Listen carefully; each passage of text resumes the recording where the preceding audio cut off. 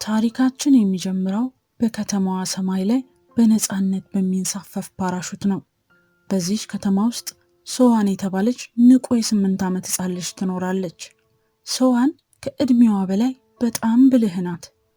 በየቀኑ ከጓደኛዋ ዮንግሱክ ጋር ወደ ትምህርት ቤት ትሄዳለች። አንድ ቀን ጠዋት ግን ሶዋን ወደ ትምህርት ቤት ለመሄድ ስትዘጋጅ እናቷ ፀጉሯን እንድታስይዝላት ትጠይቃታለች።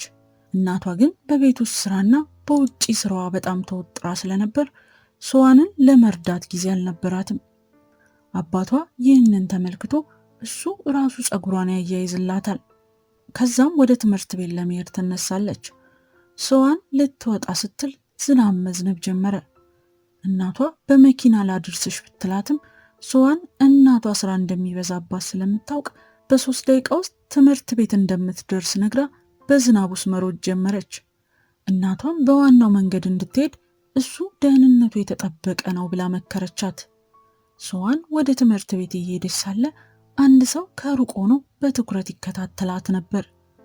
ታሪኩ ሲጀምር ሰማይ ላይ የነበረው ፓራሹት አሁን በጭቃው መንገድ ላይ ወድቆ ይታያል። ያ ሰውዬም ፓራሹቱን አንስቶ ወደ ሶዋን ተጠጋ። ጃንጥላዋ እንደሚያምር ነገራትና አብረን እንጠቀምበት ብሎ ጠየቃት። ሶዋንም በትህትና ለትምህርት ቤት ዘግይቻለሁ በማለት እምቢ ብላ ትሄዳለች። ወደ ኋላ ዞር ስትል ትምህርት ቤቱ ጥቂት እርምጃዎች ብቻ ቢቀሩትም በከባዱ ዝናብ ምክንያት አካባቢው ሰው አልባ ሆኖ ነበር። በሚቀጥለው ትዕይንት ግን ሁኔታው ተቀየረ። የሶዋን ጃንጥላ ተሰባብሯል። ቦርሳዋ፣ ጫማዋና ንብረቶቿ በሆነ መሬት ላይ ተበታትነዋል። ሶዋንም በዚያው ቦታ ክፉኛ ቆስላና እየተንቀጠቀጠች ትገኛለች። የመጨረሻ አቅሟን ተጠቅማ ስልኳን አውጥታ እርዳታ ጠየቀች። ጥቂት ቆይቶ አምቡላንስ መጥቶ ወደ ሆስፒታል ወሰዳት። እናቷ ሆስፒታል ደርሳ የልጇን ሁኔታ ስታይ ሙሉ በሙሉ ተሰባበረች። የሶዋን ሰውነት በቁስል ተሸፍኗል። ይህም የደረሰባት ጥቃት ምን ያህል አረመኔያዊ እንደነበር ያሳያል። ያ አውሬ ሰውዬ ሶዋንን ደብድቦ ለሞት አፋፍ አድርሷል ነበር። ዶክተሮቹም ሕይወቷን ለማዳን ቀዶ ጥገና የግድ እንደሆነ ለወላጆቿ ነገራቸው። ከቀዶ ጥገናው በኋላ ዶክተሮቹ የደረሰውን ጉዳት ዝርዝር አስረዱ። ሶዋን በሕይወት እንድትቆይ ሲባል በትልቁ አንጀቷና በፊንጢጣዋ አካባቢ ያሉ ክፍሎች መወገድ ነበረባቸው። በምትኩም ሰው ሰራሽ ፊንጢጣ ተገጠመላት። እንዲሁም ቆሻሻዋን የምታስወግድበት ልዩ ከረጢት ከሰውነቷ ጋር ተያዘ።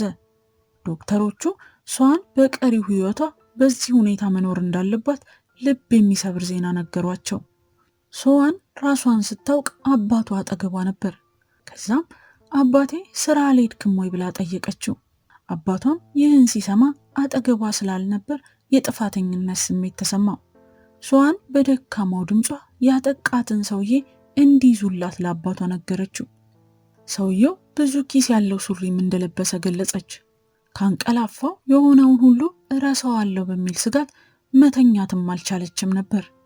ጥቂት ቆይታ እንቅልፍ ወሰዳት። አባቷ ስሜቱን ለመቆጣጠር እየታገለ ከክፍሉ ወጣ። ፖሊሶች ወንጀለኛውን እንደለዩ ለወላጆቿ ነገሯቸው። አባቷ እርምጃ ለመውሰድ ወደ ፖሊስ ጣቢያ ቢሮጥም ፖሊሱ ግን እሱን ለማሰር የሶዋንን ምስክርነት እንደሚያስፈልግ ነገረው። አባቷ ይህን ለእናቷ ሲነግራት እናቷ በጣም ተቆጣች። ልጇ ያንን አስከፊ ትዝታ እንድታስታውስ አልፈለገችም። በመካከላቸው ከባድ ጭቅጭቅ ተነሳ። በኋላም አንድ ፖሊስ ወደ አባቷ ቀርቦ የሶዋንን መጫወቻዎች ከቤት እንዲያመጣ ነገረው። ይህንንም የጠየቀችው ለሶዋን የተመደበችው ሴት የስነ ልቦና ባለሙያ መሆኗንም ገለጸ።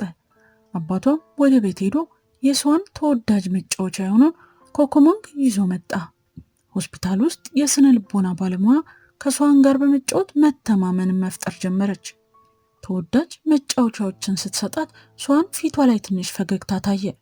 ሶዋን መረጋጋት ስትጀምር ባለሙያዋ ጥያቄዎችን መጠየቅ ጀመረች። ይህም ለፖሊሶች በቪዲዮ ይቀረጽ ነበር። ባለሙያዋም የተለያዩ የሰዎችን ፎቶግራፍ ስታሳያት ሶዋን ያንን ያጠቃትን ሰው ፎቶ ስታይ ወዲያውኑ አይኖቿን ጨፈነች። በሌላ በኩል ትናንሽ ፎቶዎችን ሲያሳዩት በከፍተኛ መረበሽ እጇ እየተንቀጠቀጠ ያንን አውሬ ሰው እየጠቆመች ፖሊሶችም በቂ ማስረጃ አግኝተው ሰውየውን አሰሩት። ወንጀለኛው መያዙ በዜና ተሰራጨ። ሪፖርተሮችም ሆስፒታሉን ከበቡት። አባቷ ልጁን ከሪፖርተሮች ለመከላከል በትከሻው ተሸክሞ ወደ ላይኛው ፎቅ ገለልተኛ ክፍል ወሰዳት። ሶዋን ግን በጣም ፈርታ አባዬ የሆነ ጥፋት አጥፍቼ ነው ወይ ብላ ጠየቀችው።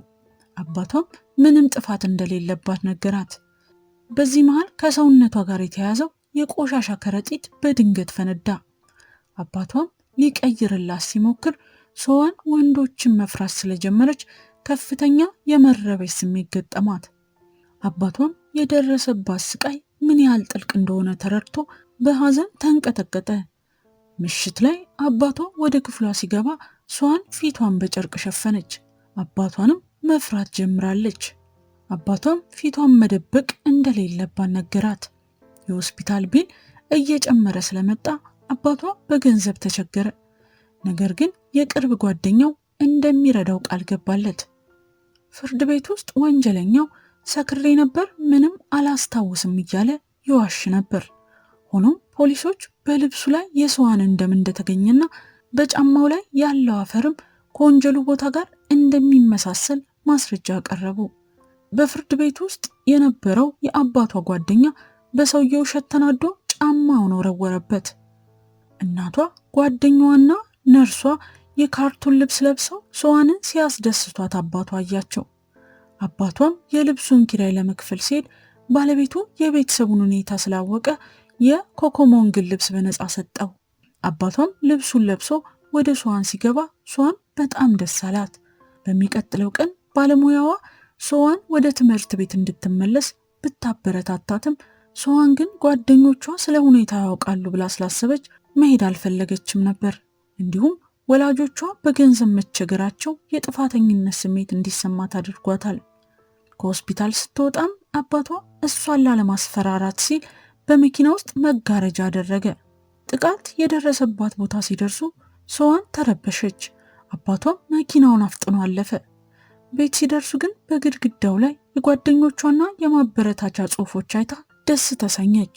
ጓደኛዋም ዮንግሱን መጥቶ እያለቀሰ ይቅርታ ጠየቃት። አባቷ ግን የእሱ ጥፋት እንዳልሆነ ነገረው።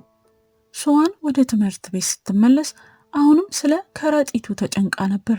ነገር ግን አባቷ የካርቶን ልብስ ለብሶ በመምጣት ብርታት ይሰጣት ነበር። እንዲሁም በከረጢቱ ውስጥ ቸኮሌት እየሞላላት ጓደኞቿን እንድታካፍል አደረገ። አንድ ቀን ሶዋን በዚያ ልብስ ውስጥ ያለው አባቷ መሆኑን አወቀች። አባቷም በሙቀቱ ላብ ተጠምቆ ስታየው ጠጋ ብላ ላቡን ጠረገችለት። በዚህም በመካከላቸው የነበረው ርቀት ተወገደ። ከጊዜያት በኋላ ፖሊስ አባቷን ጠርቶ ወንጀለኛው አእምሮ ጤነኛ አይደለም የሚል አቤቱታ ስላቀረበ ክሱ እየደከመ መሆኑን ነገረው። አባቷ እስር ቤት ሄዶ ወንጀለኛውን አገኘው። ወንጀለኛው ግን ሲሳለቅበትና ከእስር ሲወጣ ደግሜ ያደርገዋለሁ ብሎ ሲዝትበት አባቷ በንዴት የመስታወት መከላከያውን ሰባበረው። ፍርድ ቤት ውስጥ ሶዋን ምስክርነቷን ሰጠች። ወንጀለኛው ጥፋተኛ ተባለ። ነገር ግን የተፈረደበት የ12 ዓመት እስራት ብቻ ነበር።